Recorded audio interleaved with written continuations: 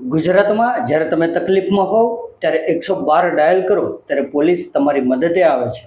ત્યારે તે જ ગુજરાત પોલીસના 112ના જનરક્ષક પાયલોટની ચિંતા કરતા આમ આદમી પાર્ટીના પ્રવક્તા કરણ બારોટે શું કહ્યું, આવું સાંભળીએ. કે કોઈ પણ પરિવારની અંદર જ્યારે કોઈ પણ સભ્યને પોલીસ વિભાગની અંદર નોકરી મળતી હોય છે ત્યારે એવું કહેવાય છે કે ગર્વની વાત છે.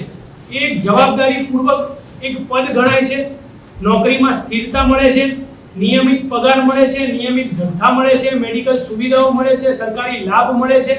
અને જ્યારે પણ કોઈ પોલીસ વિભાગની અંદર કામ કરતું હોય તો બધા લોકોનું એવું માનવું હોય છે કે આ નોકરી એ ગુજરાતની જનતાની સાથે સાથે દેશની જનતાની રક્ષા માટે, સુરક્ષા માટે અને એક ગર્વની વાત લેવાય એવી નોકરી કહેવાતી હોય છે. પરંતુ આ જ પોલીસ વિભાગની અંદર એક એવો પણ હિસ્સો છે, એક એવો પણ ભાગ છે જેની મારે આજે વાત કરવી છે. એ કહેવાય છે 112ના જનરક્ષક પાયલોટ. આજે તમામ મીડિયા મિત્રોને તો એની જાણ જ હશે, પરંતુ ગુજરાતના લોકોને મારે આ પ્રેસ વાર્તાના માધ્યમથી કહેવું છે કે આ એ પાયલોટો છે કે સમગ્ર ગુજરાતની અંદર જેટલી પણ પોલીસની ગાડીઓ ચારો તરફ ફરતી હોય છે, જે ગુજરાતની સેવા કરે છે, ગુજરાતની જનતાની રક્ષા કરે છે, સમયસર ત્યાં પહોંચે છે, એમની મદદ કરે છે, એ ગાડી જે ચલાવે છે એ પાયલોટ એ 112 જનરક્ષકનો પાયલોટ કહેવાય છે. અને આજે એ દિવસ રાત 24 કલાક ગુજરાતની જનતાની સેવા કરે છે. પરંતુ આ તમામ લાભો એ પાયલોટોને ભલે ના મળતા હોય, પરંતુ એ પાયલોટોની ફક્ત માંગ એટલી છે કે આજે એમને પોતે જે જીવન નિર્વાહ કરી શકે એટલો પગાર મળી રહે, ટ્રાન્સફર કરે ત્યારે સમયસર એમને ગાડી મળી રહે, આજે જ્યારે એમને નોકરી પર લેવામાં આવે ત્યારે એમને ઓર્ડર સમયસર મળી રહે. નોકરી મળવામાં અને ઓર્ડર મળવાની વચ્ચે જે સમય હોય છે 6 કે 8 મહિનાનો, એ સમયમાં જે એમને બેરોજગાર રહેવું પડે છે, ઉછીના પૈસા લઈને જીવન જીવવું પડે છે, એ એમને ના કરવું પડે, એ પાયલોટો આ 112ના જનરક્ષક પાયલોટો છે. આજે એક વર્ષ પહેલા આજે આવા 1200 થી પણ વધારે પાયલોટો હતા કે જેમને ઓર્ડર આપવામાં વિલંબ થયો હતો, એમને નોકરી આપી દીધી હતી પણ 8 મહિના સુધી એમને ઓર્ડર ના મળ્યો. એ મુદ્દો મેં વારંવાર સરકાર સમક્ષ રજૂ કર્યો અને આજે ફરીથી 112ના જનરક્ષકના અમુક મુદ્દા મારી મીડિયાના માધ્યમથી ગુજરાતની જનતા અને સરકાર વચ્ચે મૂકવા છે કે આજે જ્યારે આ લોકોને કોન્ટ્રાક્ટ પર રાખવામાં આવ્યા ત્યારે 12 કલાક નોકરીની વાત હતી અને એમનો પગાર 20,265 નક્કી કરવામાં આવ્યો હતો. આજે હું તમને પૂછવા માંગુ છું, મીડિયા મિત્રોને અને ગુજરાતની જનતાને પૂછવા માંગુ છું કે 20,000 પગારની અંદર મહિનામાં કેવી રીતે જીવી શકાય, પોતાના પરિવારનું ભરણ પોષણ કેવી રીતે કરી શકાય, એનો જવાબ તમે પોતે જ પોતાના મનમાં વિચારો.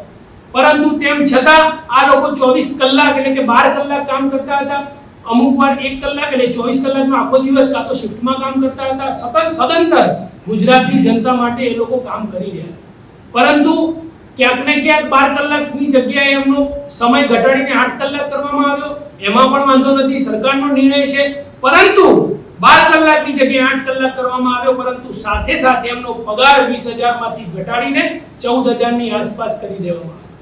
જે લોકો 20,000 માં જીવી નથી શકતા એ લોકો 14,000 ની અંદર કેવી રીતે જીવતા હશે, સૌથી મોટો પ્રશ્ન છે.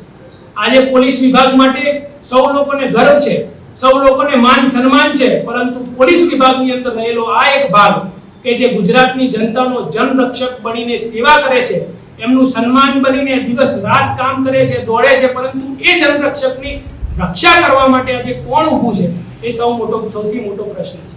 આજે જ્યારે જૂન મહિનામાં 8 કલાકના ધોરણે એમને પગાર આપવાનો હતો, એની બદલે આજે જૂન મહિનાનો પગાર જે એમના ખાતામાં પડ્યો એ પૂરેપૂરો પગાર પડ્યો, જેની જાણ પાયલોટોને હતી નહીં. અને જુલાઈ મહિનાનો પગાર જે ઓગસ્ટમાં મળ્યો એ જૂન મહિનાના પગારની અંદર જે વધારો આપવામાં આવ્યો હતો એમાંથી કાપી દેવામાં આવ્યો, એની જાણ પણ પાયલોટોને નથી. એટલે આજે આ પાયલોટો આર્થિક સંકટમાં ક્યાંક ને ક્યાંક મુકાયેલા છે. આ એ જ પાયલોટો છે કે જેને 112ના જનરક્ષક પાયલોટ કહેવાય છે. પોતે ગુજરાતની જનતાની રક્ષા કરે છે, પણ પોતાનું આર્થિક સંકટમાંથી બહાર નીકળવા માટે એમની રક્ષા કોણ કરશે એ સૌથી મોટો પ્રશ્ન છે. આજે મારે સરકારને કહેવું છે કે આપણે સરકારી તાઇફાઓ કરીએ છીએ, મોટા મોટા બેનરો પોસ્ટરો મારીએ છીએ, મોટા મોટા પ્રોગ્રામની અંદર મોંઘી ડીશો કહીએ છીએ, સમોસા કાજુ કતરીની અંદર હજારો કરોડો રૂપિયાના ખર્ચા થાય છે. પરંતુ આજે આપણે જો આવા યુવાનો કે જે દેશની સેવા માટે કામ કરે છે, આવા યુવાનો કે જેને જેનઝી કહેવાય છે, આવા યુવાનો કે જેના માટે સંવાદ કરવા માટે સરકાર અત્યારે અલગ અલગ પ્રોગ્રામ રચી રહી છે, પરંતુ આ વિભાગની અંદર જ આ યુવાનો કામ કરે છે, તો એની સામે એની પાસે એની જોડે રહીને એની સાથે સંવાદ કોણ કરશે? આ યુવાનોના જે તકલીફમાંથી એમને બહાર કોણ લાવશે? સૌથી મોટો પ્રશ્ન છે. આ 112 ના પાયલોટો જ્યારે એમની ટ્રાન્સફર કરવામાં આવે છે, ટ્રાન્સફર કર્યા બાદ એમને અમુક સમય સુધી, જ્યાં સુધી ગાડી મળતી નથી એટલા સમય સુધી એ બેરોજગાર તરીકે વિતાવે છે, અને એના લીધે જે આર્થિક સંકટ ઊભું થાય છે એમાં પણ એ લોકોને કોઈ પણ યોગ્ય જવાબ મળતો નથી. આજની તારીખે પણ ઘણી ગાડીઓ ધૂળ ખાય છે 112 ની. આજની તારીખે પણ જે લોકોને નોકરી પર રાખવામાં આવ્યા છે એમની 12,000 રૂપિયા લઈને ટ્રેનિંગ પૂરી કરી દેવામાં આવી છે, અને આજની તારીખે એ લોકોને પણ હજી સુધી ઓર્ડર આપવામાં આવ્યા નથી.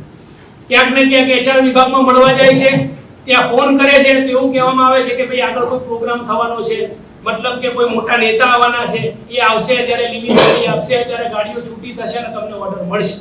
એટલે મારે સરકારને કહેવું છે કે આ એ પાયલોટો છે એ અત્યારે 14,000 રૂપિયાની અંદર પોતે અમદાવાદ રહેતા હોય તો કોઈ પંચમહાલમાં નોકરી કરતો હોય, પંચમહાલમાં રહેતો હોય એને મહેસાણા નોકરી કરવા મોકલ્યો હોય, બનાસકાંઠાનો હોય એને સુરત મોકલ્યો હોય, 14,000 ની અંદર તમે આખો જિલ્લો ચેન્જ કરી નાખો. એ 14,000 ની અંદર પોતાના પરિવારની સાથે કેવી રીતે જીવન નિર્વાહ કરતો હશે એ બહુ મોટો પ્રશ્ન છે. મારે સરકાર સમક્ષ ફક્ત ને ફક્ત એટલું કહેવું છે કે આ 112 ના જનરક્ષકના એ પાયલોટો છે કે જે પોલીસ વિભાગની અંદર પાયાના પથ્થર બનીને કામ કરે છે, ગુજરાતની જનતાનું રક્ષણ કરવાનું કામ કરે છે, પરંતુ આજે એ જ જનરક્ષકની રક્ષા અને સન્માન કોણ કરશે બહુ મોટો પ્રશ્ન છે. આજે આ 112 ના પાયલોટોને કોઈ ઉપકાર નથી જોઈતો, એમને ન્યાય જોઈએ છે. આ 112 ના પાયલોટોને એમનો હક અને અધિકાર જોઈએ છે. આજે આમ આદમી પાર્ટી વતી આજે હું કહેવા માંગુ છું કે 112 ના પાયલોટો માટે સદંતર મેં અવાજ ઉપાડ્યો છે, અને આજે પણ સરકાર સમક્ષ વિનંતી કરું છું કે એમનું પગારની અંદર જે પણ એમને તકલીફ પડે છે, જેવી રીતે સરકાર યુવા સંવાદ કરે છે, જેનજી સંવાદ કરે છે, એવી રીતે આ સરકાર 112 ના જનરક્ષક પાયલોટોનો પણ એક સંવાદ કરે. બધા પાયલોટો આવવા માટે તૈયાર છે, અને એમની જે પણ સમસ્યા છે એ સમસ્યા, આ યુવાનોની સમસ્યા, આ જેનજીની સમસ્યા, એનું નિરાકરણ લાવવાનું કામ આ સરકારે કરવું જોઈએ. અને આમ આદમી પાર્ટી વતી યુવાનો વતી અને જેનજી માટે આમ આદમી પાર્ટી પાયલોટો સાથે સદંતર ઊભી છે. જ્યાં જ્યાં આમ આદમી પાર્ટીની જરૂર પડશે, જ્યાં જ્યાં યુવાનો અમને કહેશે કે તમારે આવવાનું છે, ત્યાં એમની સાથે ઊભા રહીને અને આ પાયલોટોને ન્યાય મળે એના માટે આમ આદમી પાર્ટી સદંતર પ્રયાસ કરતી રહી છે અને આગામી સમયમાં પણ પ્રયાસ કરશે. ખૂબ ખૂબ આભાર.